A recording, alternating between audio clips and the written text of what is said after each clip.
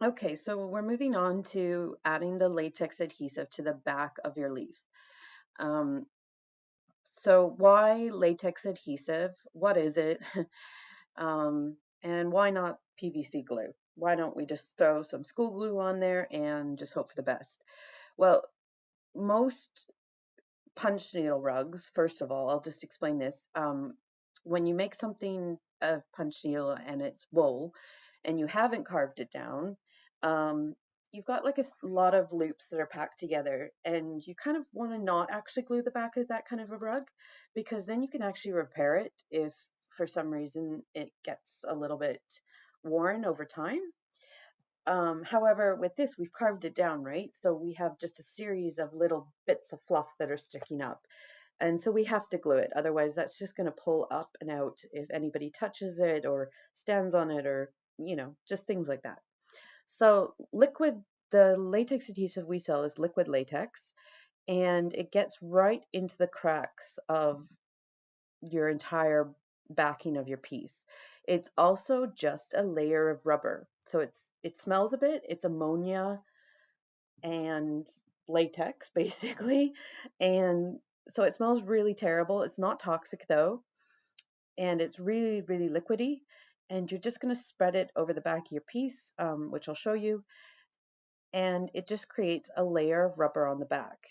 So it's very flexible.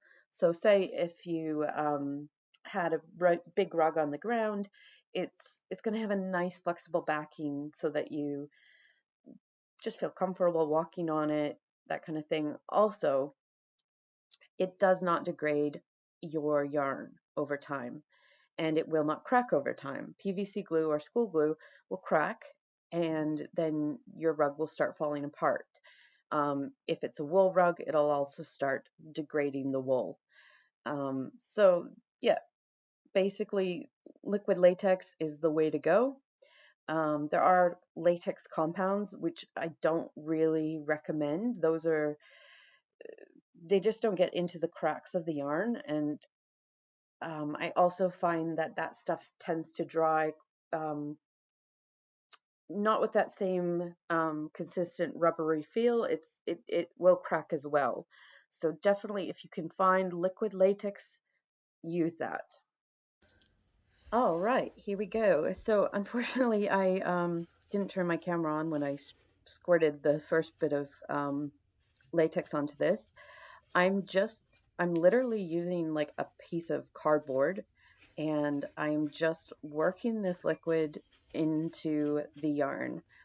And I'm also putting it, like giving myself a good, I don't know, like a couple centimeters, almost an inch probably, um, around the edge, because we're going to end up cutting really, really close to the leaf. So we want the whole back to be quite, to be glued.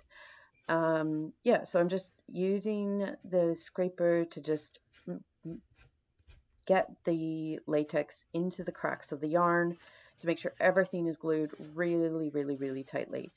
At this point, you might be thinking, is it going to come onto the other side of the fabric?